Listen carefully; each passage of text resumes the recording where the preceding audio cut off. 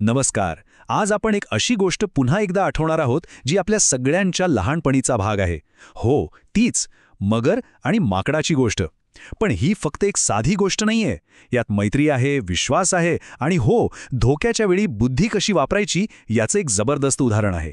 चला तर मग सुरू करूया. तर या गोष्टीचे 3 महत्वाचे भाग आहेत.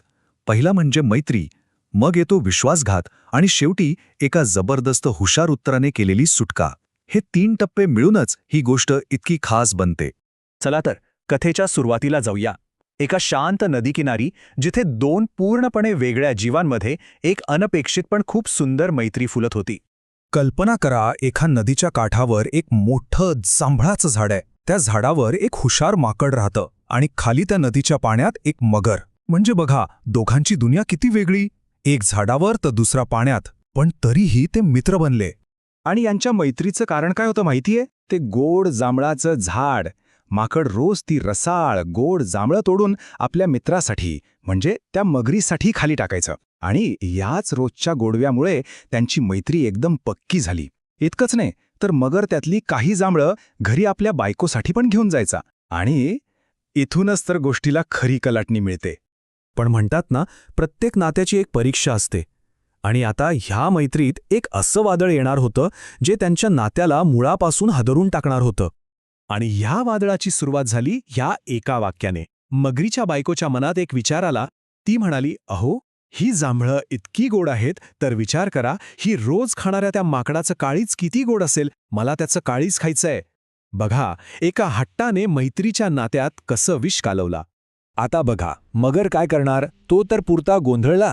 एका बाजूला त्याचा जिवलग मित्र होता, त्याची मैत्री होती, आणि दुसऱ्या बाजूला बायकोचा हट्ट.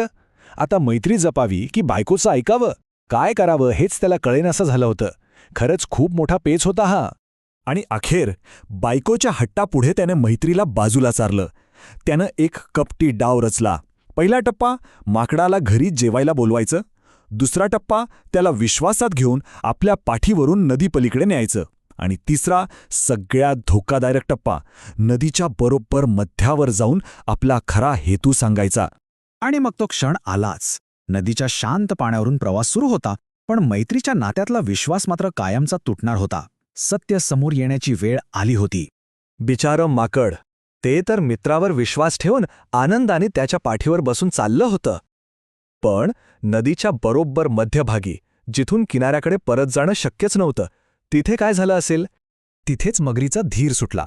तो एका अपराधी भावनेनं म्हणाला, मित्रा, खरं तर माझ्या बायकोला तुझं काळीच खायचंय. विचार करा, माकडाला काय वाटलं असेल.